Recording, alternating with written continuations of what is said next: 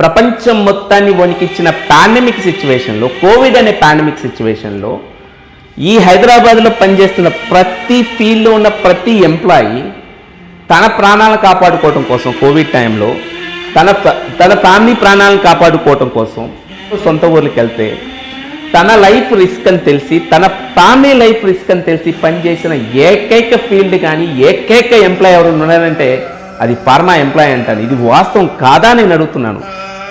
So బాధ్యతతోటి కూడిన field అంటాను ఇది. అంటే ఆ టైంలో వాళ్ళు శాలరీ చూడాల, శాలరీ కోసం ఎవరో రిస్క్ చేయరు. Because they feel that it's responsibility. అంటే ఒక ఇండియన్ బోర్డర్లో ఒక సోల్జర్ ఎలా అయితే పనిచేస్తాడో అంతకంటే ఎక్కువగా, ఎందుకంటే సోల్జర్ కంటే ఎక్కువ అంటున్నాను. ఎందుకు ఎక్కువ అంటున్నానంటే సోల్జర్ ఎవరైనా సైనికులు అటాక్ చేస్తే తన ప్రాణం పోతుంది, కనీసం అట్లీస్ట్ సోల్జర్కి ఒక కాన్ఫిడెంట్ ఉంది వాళ్ళ ఫ్యామిలీ బాగుంటుందని.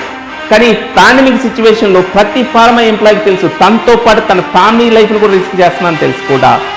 ఒక బాధ్యతతో పనిచేసిన ఎంప్లాయీ ఏదైనా ఉందంటే, బాధ్యతతో కూడిన జాబ్ ఎవరైనా చేశారంటే ఫార్మా ఎంప్లాయీ అంటాను. ఇది కాదా అంటున్నాను.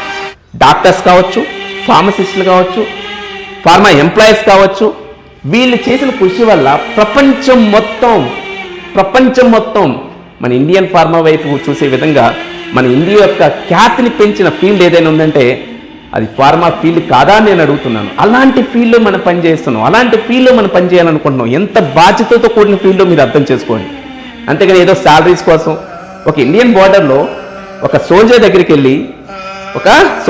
వెళ్ళి అరే నా శాలరీ 5 లక్షలు రా, నాకు ఓన్లీ 8 hours డ్యూటీయే, నీ శాలరీ చూస్తే 2 లక్షలు ఉంది, నీ టైమింగ్స్ వస్తే, ఆఫీస్ టైమింగ్స్ వస్తే, నీ జాబ్ టైమింగ్స్ వస్తే 24 గంటలు పని చేయాలి, ఎందుకు నా ఫీల్డ్ వదిలేసి నా ఫీల్డ్ రారా అంటే ఎట్లుంటుందో అట్లా ఉంటుందండి. వాడు బాధ్యతతో పనిచేస్తున్నాడు. ఇండియన్ బోర్డర్లో పనిచేసే ప్రతి సోల్జరు శాలరీ కోసం పనిచేయట్లా, ఒక రెస్పాన్సిబిలిటీతో పనిచేస్తున్నాడు, ఇండియా మీద ఉన్న లవ్తో పనిచేస్తున్నాడు. అలాగే ఫార్మాలో పనిచేసే ప్రతి ఎంప్లాయీ శాలరీ కోసం పనిచేస్తాడు. నిజంగా శాలరీ కోసం పనిచేసే సిచ్యువేషన్ వస్తే ఎవరో పాండమిక్ సిచ్యువేషన్లో తన లైఫ్ రిస్క్ చేసి, తన ఫ్యామిలీ రిస్క్ చేసి ఎవరు పనిచేస్తారు నేనైతే అనుకోవట్లా.